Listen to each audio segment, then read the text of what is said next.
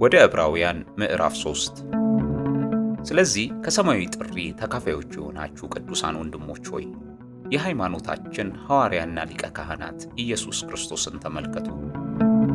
ሙሴ ደግሞ በቤቱ ሁሉ የታመነ እንደሆነ እርሱ ለሾመው የታመነ ነበረ።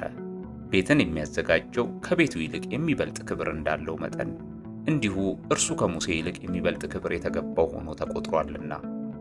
እያንዳንዱ ቤት በአንድ ሰው ተዘጋጅቷልና ሁሉን ያዘጋጀ ግን እግዚአብሔር ነው። ሙሴስ በኋላ ስለሚናገረው ነገር ምስክር ሊሆን በቤቱ ሁሉ እንደ ሎሌ የታመነ ነበረ። ክርስቶስ ግን እንደ ልጅ በቤቱ ላይ የታመነ ነው። እኛም የምንደፍርበትን የምንመካበትንም ተስፋ እስከ መጨረሻው አጽንተን ብንጠብቅ ቤቱ ነን።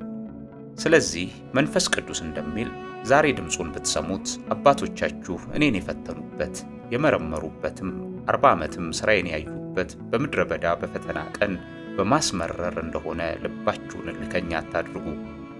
ስለዚህ ያን ትውልድ ተቆጥቼ ዘወትር በልባቸው ይስታሉ፣ መንገዴን ግን አላወቁም አልኩ። እንዲሁ ወደ ረፍት አይገቡም ብዬ በቁጣዬ ማልሁ።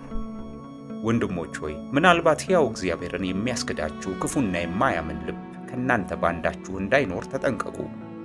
ነገር ግን ከናንተ ማንም በኃጢአት መታለል ልከኛ እንዳይሆን ዛሬ ተብሎ ሲጠራ ሳለ በእያንዳንዱ ቀን እርስ በርሳችሁ ተመካከሩ። የመጀመሪያ እምነታችንን እስከ መጨረሻው አጽንተን ብንጠብቅ የክርስቶስ ተካፋዮች ሆነናልና እየተባለ ዛሬ ድምጹን ብትሰሙት በማስመረር እንደሆነ ልባችሁን ልከኛ አታድርጉ።